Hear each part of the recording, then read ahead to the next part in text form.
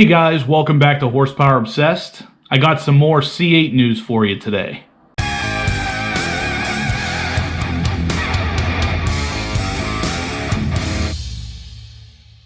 Okay, so today we have a couple different pieces of new information. The first one is going to be a bunch of new renderings courtesy of Chaz Cron from the MID Engine Corvette forum.com. These are all his renderings. They can be found at the MID Engine Corvette forum.com. I did not create these renderings. This is totally Chaz Cron's design. I just wanted to share them with you. Now, this first new rendering I think is pretty interesting. It finally gives us a glimpse of what appears to be a slightly different style to the rim.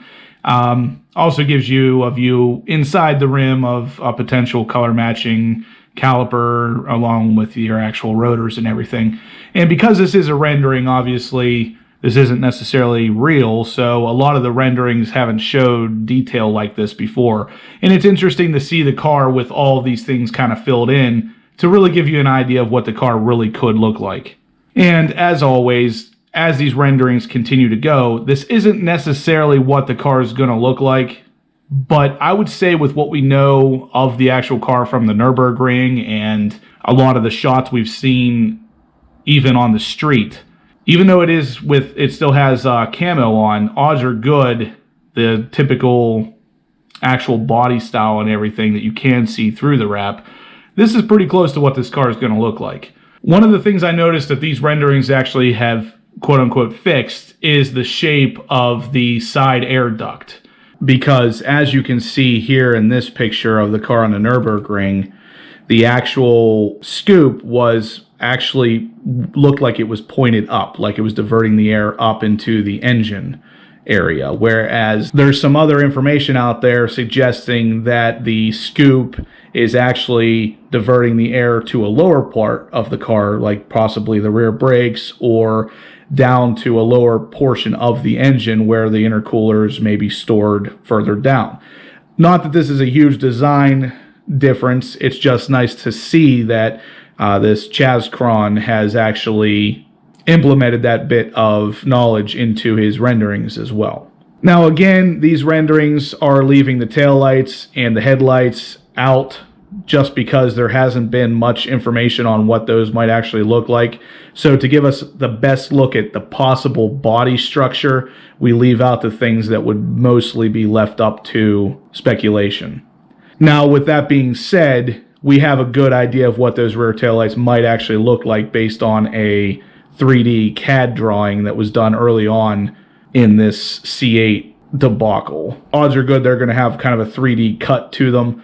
I mentioned this in one of my previous videos as well. But since there hasn't been any actual looks at these taillights, people that are doing the best renderings out there are leaving that information out.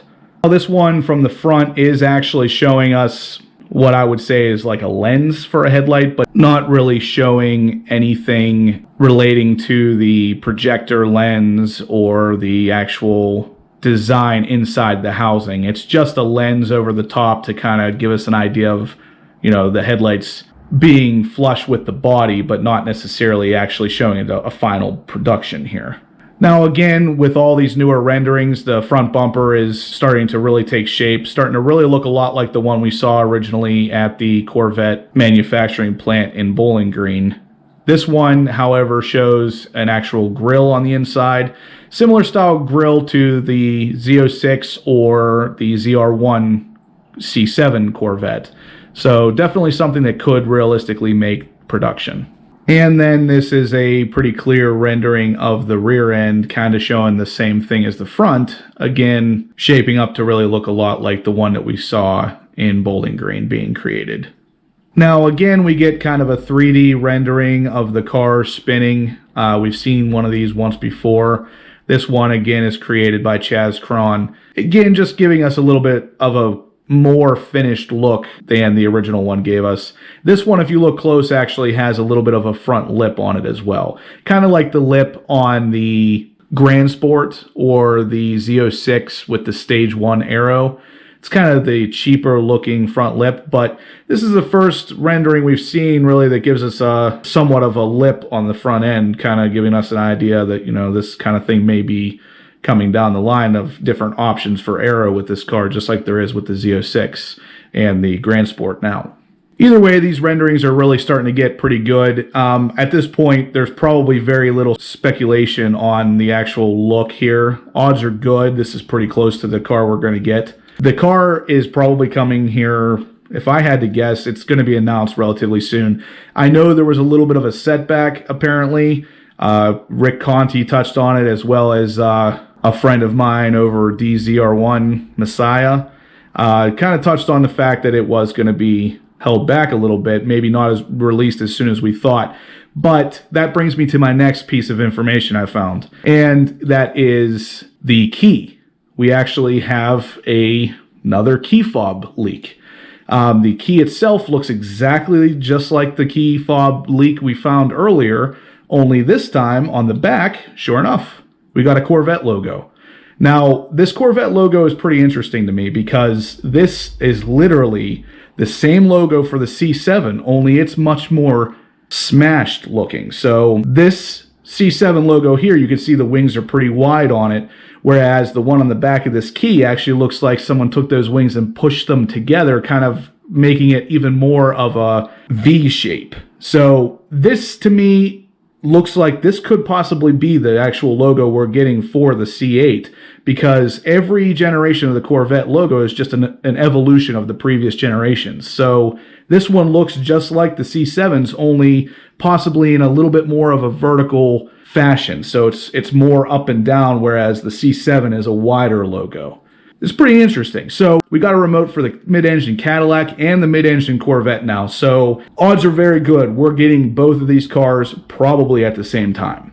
Now, again, with this key, just like with the leak of the mid-engine Cadillac key, it shows the ability to pop the front trunk or frunk, and it also shows the ability to have a convertible. So the way this car is designed, I was actually just recently talking with Jason over at Front Seat Driver, and we were talking about how the car itself is not going to have enough room to store a target top. With any car that has a front trunk or frunk, there's not enough room in there to actually take the top off and store it in there the way you can with the C7 Corvettes. So that leads me to believe the option we're getting is probably going to be more like a Spider type option, like with the McLarens, the 570S Spider. The actual top splits open and kind of folds down into the back end of the car. And that's what that bottom button looks like to me.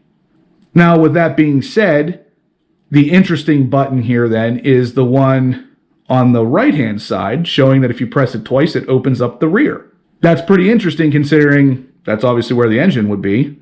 It's nice to see that we may have access to that area, but at the same time, it's kind of odd that it would be a button on that remote to pop what would be the equivalent of a front engine's hood. Now, I'm not complaining, that's kind of cool if anything, but it is an interesting choice of functionality. The only real reason that something like a key fob is relevant or interesting in this case is because we don't have a lot of information out there on this car. So every little bit you get, you want to take it and see what kind of good, relevant information you can squeeze out of it. Now, this one, for me, the biggest piece of information I can get out of this is that new Corvette logo. It looks like it's not going to be much of a departure from the C7 logo, but it is an evolution. You can definitely tell it's not the same logo, even though it looks very similar. So without a doubt, this is going to be at least the initial logo for this car. And the fact that they're already putting this on the key fob tells me they're probably a lot further along with this car than any of us actually think. Now, again, like I said, I know it has been delayed, or is at least in the talks of being delayed, but at the same time, I feel like we're pretty close. Road and Track, which is where the image of this key fob came from, also touched on the fact that apparently the patent for this key fob includes other countries as well. So I had made a video previously talking about the fact that Chevy was planning on making a right-hand drive option for this car just so they could sell it worldwide.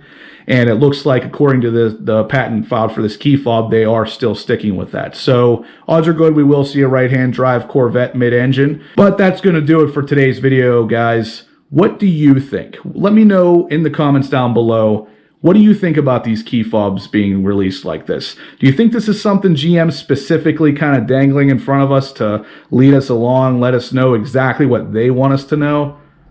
It is interesting to me that we get a Corvette and a Cadillac mid-engine key released or leaked right around the same time. So just to let us know just enough to keep us interested, but not too much.